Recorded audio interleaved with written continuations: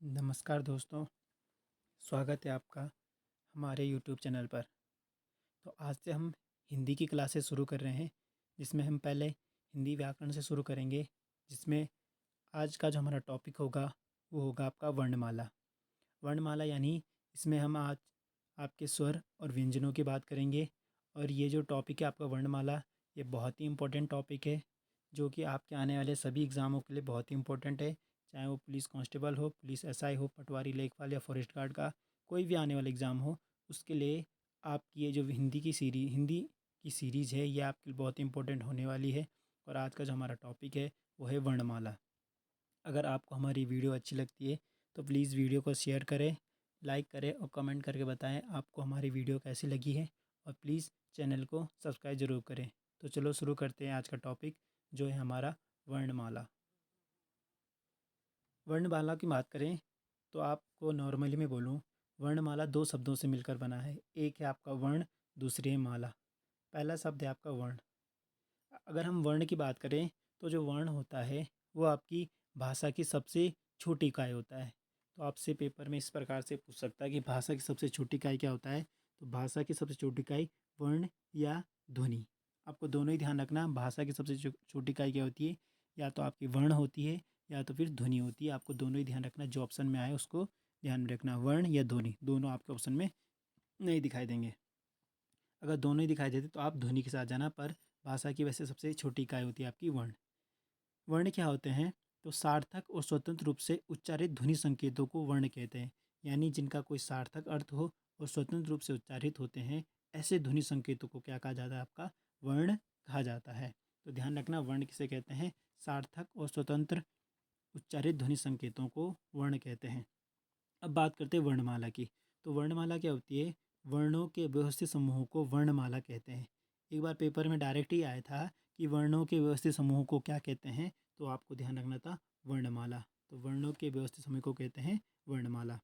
अब जो ये वर्ण हो गए, वर्णों की जो गणना होती है वो दो आधार पर होती है। ध्यान से देखना कि वर्णों की गणना कितने आधार पर होती है? दो आधार पर होती है। एक होती है उच्चारण के आधार पर और दूसरी होती है लेखन के आधार पर। उच्चारण के आधार पर और लेखन के आधार पर। अगर लेखन के आधार पर बात करें तो लेखन के आधार पर वर्णों की जो संख्या होती है वो होती है आपकी 52। ध्यान रखना, लेखन के आधार पर वर्णों की संख्या होती है 52। वहीं अगर उच्चारण के आधार पर बात करें तो हमारे उच्चारण के आधार पर वर्णों की संख्या 45 या फिर 46। अब इन दोनों चीज़ों में समझा रहा हूँ, 45 से 46 क्या है। आपके जो 45 वर्ण है उच्चारण के आधार, इसमें स्वरों की संख्या 10 मानी गई है। और ये जो 45 संख्या है आपकी, ये लूसेंट के अकॉर्डिंग है। ध्यान रखना, ये जो 45 आपके उच्चारण के आधार पर संख्या है, ये लूसेंट के अकॉर्डिंग है। और ये जो 46 उच्चारण के आधार पर 46 जो संख्या है, इसमें जो स्वर है वो 11 स्वर माने गए हैं। और ये जो 46 है ये आपके एनसीईआरटी के अकॉर्डिंग है।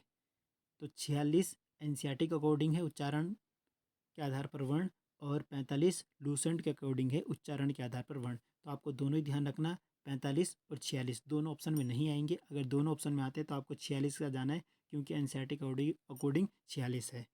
तो ध्यान रखना, लेखन के आधार पर 52 और उच्चारण उच्चारण के आधार पर वर्णों की संख्या 45 या 46 दोनों ही ध्यान रखना। अगर 45 आते तो वहाँ पर 10 स्वर होंगे और 46 आएंगे तो वहाँ पर 11 स्वर होंगे। अभी इस 10 और 11 को मैं आगे डिटेल में बात करूँगा। तो ये तो आ गया आपके वर्णों का आधार। अब बात करते हैं वर्णों के प्रकार। तो वर्णों के केवल दो प्रकार होते हैं। एक होता है आपका स्वर, दूसरा होता है आपकी व्यंजन। क्या होता है? एक होता है स्वर, दूसरा होता है व्यंजन। अब स्वरों की बात करें तो स्वर क्या होते हैं? जिन वर्णों का उच्चारण स्वतंत्रता पूर्वक हो उन्हें स्वर कहते हैं। यानी ऐसे वर्ण जिनके लिए हमें किसी अन्य वर्ण की आवश्यकता नहीं होती है, वो कहलाते हैं आपके स्वर। अब ये जो वर्ण स्वर हैं, इन्हें भी काउंट करने के दो आधार है। एक है आपका परंपरागत आधार, यानी जो पहले से चले आ रहे हैं। तो परंपरागत आधार पर स्वरों की जो संख्या है वो है आपकी 13। ये क्लियर है? परंपरागत आधार पर स्वरों की संख्या है 13। लेकिन उच्चारण के आधार पर बात करें तो उच्चारण के आधार पर स्वरों की संख्या है 10। यह है आपकी लूसेंट के अकॉर्डिंग। और यहाँ एनसीईआरटी के अकॉर्डिंग है 11। लूसेंट के अकॉर्डिंग जो आपका री है, री फॉर ऋषि, इस री को ये स्वर में काउंट नहीं करते हैं। लेकिन जो हमारे एनसीईआरटी है वो री को स्वर के रूप में काउंट करती है। तो दोनों ही ध्यान ना, उच्चारण के आधार पर स्वरों की संख्या लूसेंट के अकॉर्डिंग 10 है और एनसीईआरटी के अकॉर्डिंग 11 है। तो ध्यान रखना, परंपरागत स्वरों की संख्या 13 और उच्चारण के आधार पर स्वरों की संख्या 10 या फिर 11। अब ये स्वर कौन कौन से हैं तो इनकी बात करते हैं। तो स्वरों में बात करें तो स्वर आपको सभी को पता है, हमारे आ ई उ री ए ऐ ओ औ, ये सब क्या होते हैं, हमारे स्वर होते हैं, ये सभी को मालूम है। लेकिन कई बार पेपर में इनके उच्चारण स्थान से क्वेश्चन आ जाते हैं। तो आपका जो आ है, अ और आ, इनका जो उच्चारण स्थान है कंठ, यानी जब हम आ बोलेंगे तो हमारे कंठ में कुछ कंपन होगा या कुछ परिवर्तन होगा जिससे आ बोले जाएंगे। तो अ और आ का उच्चारण स्थान हो गया कंठ। वहीं ई और छुटका ई का अगर उच्चारण स्थान बात करें, यानी ई और छोटी ई का जो उच्चारण स्थान है वो है आपका तालु। अब जब आप ई और ई बोलोगे तो आपकी जो जीभ है वो आपके तालु को टच कर रही होगी। तो ये हो गया आपका ई और ई का उच्चारण स्थान हो गया तालु। ऊ और ऊ, जब आप ऊ और छोटे ऊ का उच्चारण करेंगे तो आपको देखना होगा ऊ बोलने में आपके जो ओष्ठ है उनमें कुछ परिवर्तन आएगा। इसलिए ऊ और ऊ का जो उच्चारण स्थान है वो है आपका री, सॉरी ऊ और ऊ का उच्चारण स्थान आपका ओष्ठ। वहीं री के उच्चारण स्थान की बात करें, जिसे एनसीईआरटी स्वर मानती है लेकिन लूसेंट इसे स्वर नहीं मानती है, तो ये भी ध्यान रखना। तो जो री, इसका जो उच्चारण स्थान है वो आपका मूर्धन्य, री का उच्चारण स्थान है आपका मूर्धन्य। अगला है ए और आई, ये जो ए और आई है इनका उच्चारण स्थान है आपका कंठ और तालु, यानी कंठ और तालु का प्रयोग होता है जब आप ए और आई बोलोगे। वहीं अगर ओ और औ की बात करें तो ओ और औ का जो उच्चारण स्थान है वो आपका कंठ और ओष्ठ। ओ और औ का उच्चारण स्थान हो गया आपका कंठ और ओष्ठ। तो ध्यान रखना कि किसका क्या उच्चारण स्थान है। अब आगे बात करते हैं हम, वो है आपका स्वरों का वर्गीकरण, यानी स्वरों का वर्गीकरण कितने आधार पर किया गया है। वैसे स्वरों का वर्गीकरण कई आधार पर किया गया, लेकिन प्रमुख रूप से 5 आधार हैं। कोई स्पेशली आपको एग्जाम में नहीं पूछेगा कि स्वरों का वर्गीकरण कितने आधार पर किया जाता है, बस ये ध्यान रखना कि मुख्यतः 5 प्रकार से। वैसे इस वीडियो में आपको 7-8 प्रकार बारे में भी बता दूंगा कि 7 आधार पर भी स्वरों का वर्गीकरण किया जाता है, लेकिन मुख्य रूप से 5 आधार पर किया जाता है। पहला आपका उत्पत्ति के आधार पर। तो उत्पत्ति के आधार पर स्वरों का जो वर्गीकरण किया गया है वो 3 भागों में बांट गया। वहीं उच्चारण या मात्रा के आधार पर स्वरों का वर्गीकरण 3 आधार पर किया गया है। जीवा के जीवा जीवा के आधार पर 3, ओठ के उच्चारण के आधार पर 2, तथा मुख द्वार या मुख विवर के आधार पर कहीं पे आपको 4 दिखेगा, कहीं पर आपको 2 दिखेगा। तो ये सब ध्यान रखना, अभी मैं आगे इसमें डिटेल में बात करूँ तब आपको अच्छे समझ में आ जाएगा। तो स्वरों का वर्गीकरण कितने आधार पर किया जाता है ये भी आप थोड़ा बहुत ध्यान रख लेना। अब पहले बात करते हैं उत्पत्ति के आधार पर। अगर हम उत्पत्ति के आधार पर बात करें तो उत्पत्ति के आधार पर स्वरों का जो वर्गीकरण होता है वो 3 प्रकार से होता है। उत्पत्ति के आधार पर स्वरों का वर्गीकरण 3 प्रकार से होता है, ये आपको ध्यान रखना। ये पूछ सकता है कि उत्पत्ति के आधार पर स्वरों का वर्गीकरण कितने भागों में किया गया है, तो 3 भागों में। पहले होते हैं आपके ह्रस्व स्वर, या इन्हें कहा जाता है आपके मूल स्वर। तो उत्पत्ति के आधार पर पहले होते हैं ह्रस्व स्वर या फिर मूल स्वर। ह्रस्व स्वर क्या होते हैं कि जिन वर्णों के जन्म का अता पता न चले उन्हें क्या कहते हैं, ह्रस्व स्वर। यानी ऐसे स्वर जिनका हमें पता नहीं है कि उनका निर्माण कहाँ से हुआ या फिर उनका जन्म कहाँ से हुआ, वो होते हैं आपके ह्रस्व स्वर। और ह्रस्व स्वर के अंतर्गत आते हैं आपके अ, छोटी ई, छोटा ऊ और री। ध्यान रखना, ह्रस्व स्वर के अंतर्गत क्या क्या आ रहे हैं आपके अ, छोटी ई, छोटा ऊ और री, ये होते हैं आपके ह्रस्व स्वर, यानी जिन जिन वर्णों के जन्म का अता पता न चले। दूसरे होते हैं आपके दीर्घ स्वर। दीर्घ स्वर की बात करें तो जिन वर्णों का उच्चारण 2 समान ह्रस्व स्वर से हो। ये लाइन ध्यान से रखना, जिन वर्णों का जन्म 2 समान ह्रस्व स्वरों के योग से हो उन्हें कहते हैं आपके दीर्घ स्वर। यानी जो आपका ये आ है, मैं आपको नॉर्मल बताऊँ तो ये जो आ है आपका, ये क्या होता है, प्लस अ अ प्लस अ मिलकर बनता है आपका बड़ा आ। वैसे ही छोटी ई और छोटी ई मिलकर बनती है बड़ी ई, और छोटा ऊ मिलकर बनता है आपका बड़ा ऊ। यानी इनमें 2 समान ह्रस्व स्वर आपस में मिल रहे हैं, 2 समान ह्रस्व स्वर आपस में मिल रहे हैं, तब जाके नया वर्ण बनना है। और वो जो नया वर्ण बन रहा है वो है आपका दीर्घ स्वर। तो ध्यान रखना, 2 समान ह्रस्व स्वरों के योग से जिन वर्णों का निर्माण होता है वो होता है आपके दीर्घ स्वर। तीसरा होता है आपका संयुक्त स्वर। संयुक्त स्वर वो होते हैं कि जिन वर्णों के जन्म 2 असमान स्वरों से हो। देखो, दीर्घ स्वर में क्या हो रहा था, 2 समान स्वर थे, 2 समान ह्रस्व स्वर थे। लेकिन संयुक्त स्वर में क्या हो रहा है, 2 असमान स्वर होंगे, यानी स्वर तो होंगे लेकिन दो असमान स्वर होंगे। जैसे मैंने अभी यहाँ नीचे दिखाएगा आपको, जैसे अ और ई को मिलने से बनता है आपका ए, यानी अ और छोटी ई मिलाए हमने तो हमारा बन गया ए। उसी प्रकार हमने अ और ए को मिलाया तो बना हमारा आई, अ और ए को मिलाया तो बना हमारा आई। वैसे अ और छोटा ऊ को मिलाने से बना हमारा ओ, और आ और ओ को मिलाने से बना हमारा आओ। तो ध्यान रखना इसमें क्या हुआ, दो असमान स्वरों के मेल से नए स्वर का निर्माण हुआ, वो हुए आपके संयुक्त स्वर। और इसमें आते हैं आपके ए आई ओ औ, ए आई ओ औ, ये होते हैं आपके संयुक्त स्वर। तो उत्पत्ति के आधार पर आपको समझ में आ गया। उत्पत्ति के आधार पर तीन प्रकार है, ह्रस्व स्वर, दीर्घ स्वर और संयुक्त स्वर। आगे बात करें तो अगला है आपका हमारा मात्रा या उच्चारण काल के आधार पर, यानी मात्रा के आधार पर या फिर उच्चारण काल के आधार पर हमने जो स्वरों का वर्गीकरण किया है, तो ये भी तीन प्रकार से किया है। मात्रा और उच्चारण काल के आधार पर भी हमने तीन प्रकार से स्वरों का वर्गीकरण किया है, जिसमें पहला होता है आपका ह्रस्व स्वर। देखो ऊपर के और इस ह्रस्व स्वर में क्या परिवर्तन है, उसमें क्या होता था पहले जो उत्पत्ति का आधार था उसमें ह्रस्व स्वर में क्या होता था, जन्म के बारे में बात की जाती, लेकिन यहाँ में क्या है, जिसके उच्चारण में कम समय या फिर सिर्फ एक मात्रा लगे हो वो होते हैं आपके ह्रस्व स्वर। यानी कि जिनके उच्चारण में हमें कम समय लगे, यानी हमें उसे बोलने में कम समय लगे, वो होते हैं आपके ह्रस्व स्वर। और इसके अंतर्गत आता है आपके अ ई उ री, यानी अगर आप बोलोगे तो अ ई उ और री बोलने में ज़्यादा समय नहीं लगेगा। जैसे आप अ बोलोगे तो एकदम से अ बोलोगे, ई उ री, तो इनको बोलने में क्या होता है, कम समय लग रहा है और इनकी जो मात्रा होती है केवल एक ही होती है, तो एक होती है ह्रस्व स्वर। वही हम दीर्घ स्वर की बात करें तो जिनके उच्चारण में ह्रस्व स्वर से अधिक समय लगता है उन्हें दीर्घ स्वर कहते हैं। यानी इनके उच्चारण में हमें ह्रस्व स्वर से अधिक समय लगेगा। जैसे हम अ बोलते हैं तो एकदम से बोलते हैं, लेकिन हम आ बोलेंगे तो थोड़ा समय लग रहा है, यानी ह्रस्व स्वर की अपेक्षा ज़्यादा समय लग रहा है। जब हम आ बोल रहे हैं या फिर बड़ी ई बोल रहे हैं या बड़ा ऊ बोलेंगे या ए आई ओ औ, ये सब जब हम बोलेंगे तो इनमें क्या हो जाएगा, ह्रस्व स्वर की अपेक्षा ज़्यादा क्या लग जाएगा, समय लग जाएगा। तो ये क्या हो जाते हैं आपके दीर्घ स्वर। वहीं अगला जो हमारा होता है वो होता है आपका पुलुप्त स्वर। ये जो पुलुप्त स्वर होते हैं जिनके उच्चारण में दीर्घ स्वर से भी अधिक समय लगे उन्हें क्या कहते हैं, पुलुप्त स्वर। और ये जो पुलुप्त स्वर होते हैं इनका कोई निश्चित चिन्ह नहीं होता। जैसे आपने जब कभी रामायण देखी होगी, जब गाँव में रामायण होती है तो जब जो लंबे लंबे आलाप खींचे जाते हैं, जैसे बोलते हैं रामा, ऐसे जो आलाप लिए जाते हैं यही होते हैं आपके पुलुप्त स्वर। इनका जो चिन्ह होता है कुछ इस प्रकार से लिखे जाते हैं। तो ये क्या होते हैं, पुलुप्त स्वर। नॉर्मल ध्यान रखना, जैसे बोलेंगे अरे, रे, वो, इनमें जो लंबे लंबे लाप अलाप लिए जाते हैं तो वही आपके आ जाते हैं पुलुप्त स्वर। तो मात्रा के आधार पर तीन हो गए आपके, ह्रस्व स्वर, दीर्घ स्वर और पुलुप्त स्वर। अब आगे बात करते हैं, अगला है हमारा जीवा के प्रयोग के आधार पर। जीवा के प्रयोग के आधार पर भी स्वरों को तीन भागों में बांटा गया है, जिसमें पहला है आपका अग्र स्वर, यानी जिनके उच्चारण में जीवा का अग्र भाग काम आए उन्हें कहा जाता है अग्र स्वर। यानी जिसमें जीवा का कोई आगे वाला भाग प्रयोग किया जाए तो हो जाते हैं अग्र स्वर। नॉर्मली आपको समझ में आ जा रहा है।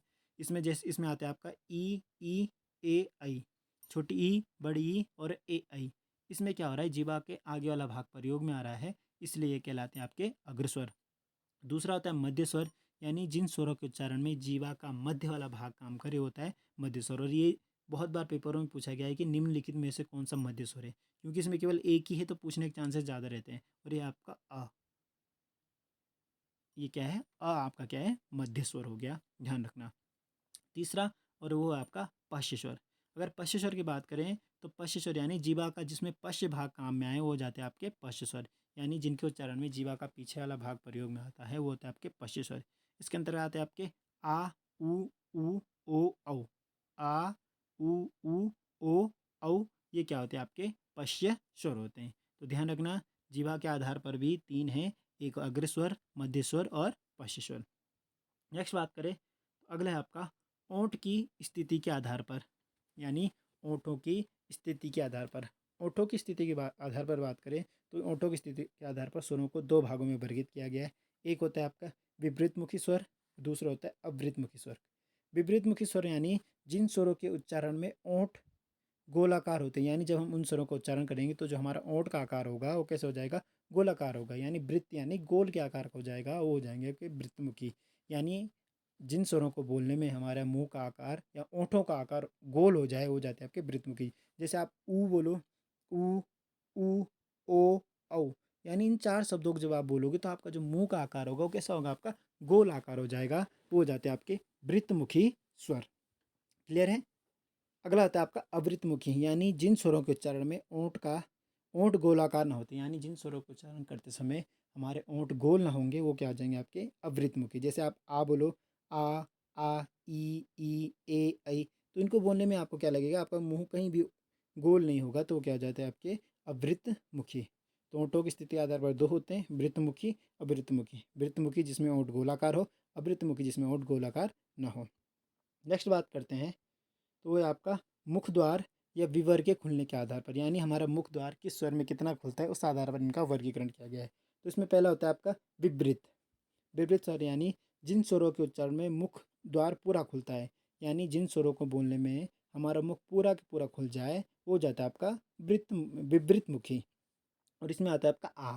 जब आप देखो, आप आ बोलो ज़रा, अगर आप आ बोलोगे तो आपका मुंह क्या हो जाएगा, पूरा खुल जाएगा। आप छोटा मुंह करके आ बोल नहीं सकते हो, चाहे आप ट्राई कर लेना। तो विपरीत मुखी में यानी जिनके उच्चारण में मुंह पूरा खुल जाता है, जैसे आ। दूसरा होता है अर्ध विपरीत, यानी जिन स्वरों के उच्चारण में मुख द्वार आधा खुलता है। ध्यान से सुनना, जिन स्वरों के उच्चारण में मुख द्वार आधा खुलता है होता है आपके अर्ध विपरीत। जैसे अ, ए, ओ, सॉरी, ए, औ। इनको अगर आप बोलोगे तो इनमें क्या हो जाएगा, आपका मुंह आधा खुला रहेगा, आधा खुला रहेगा और आधा बंद रहेगा, तो ये हो जाते हैं अर्ध विपरीत। और तीसरा होता है अर्ध संवृत, यानी जिन स्वरों के उच्चारण में मुख द्वार आधा बंद रहता है। देखो, यहाँ आधा खुलता है, यानी यहाँ खुलने की प्रायिकता ज़्यादा होगी, और यहाँ आधा बंद रहता है, यानी यहाँ बंद होने की प्रायिकता ज़्यादा होगी। वो क्या होता है आपके अर्ध संवृत स्वर, यानी जिन स्वरों के उच्चारण में मुख द्वार आधा बंद रहता है होता है आपके अर्ध संवृत। और इसके अंदर आते हैं आपके ए और औ, ए और औ। अगला होता है इसमें, वो होता है आपका संवृत संवृत स्वर। समृद्ध स्वर यानी जिन स्वरों के उच्चारण में मुख द्वार लगभग बंद रहता है, यानी जिन स्वरों का उच्चारण करते समय हमारा मुख क्या होगा, थोड़ा सा खुला होगा, वो क्या होते हैं आपके समृद्ध स्वर। जैसे आप ई ऊ बोलो, तो ई ऊ बोलो तो आपका मुंह कैसे थोड़ा सा खुला है, और उतने में ही आपके शब्द बोले जा रहे हैं, तो हो जाते हैं आपके समृद्ध। तो मुख द्वार या विवर के आधार पर चार आधार हो गया आपके। एक हो गया विवृत, अर्धविवृत, अर्ध समृद्ध और समृद्ध। तो ये तो पांच मुख्य आधार है स्वरों का वर्गीकरण का। इसके अलावा दो तीन और आधार हैं, उनकी बात करते हैं। तो पहला है आपका हवा के नाक व मुंह से निकलने के आधार पर।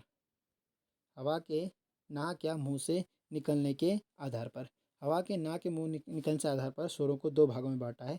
एक है आपका निरानुनासिक या फिर मौखिक स्वर, और दूसरा है आपका अनुनासिक स्वर। निरानुनासिक यानी जिन स्वरों के उच्चारण में हवा केवल मुंह से निकलती है, उन्हें कहते हैं निरानुनासिक। यानी जिन स्वरों का हम उपयोग करेंगे तो उनमें जो हवा है वो केवल नाक से निकलेगी, सॉरी केवल मुंह से निकलेगी, वो होते हैं आपके निरानुनासिक।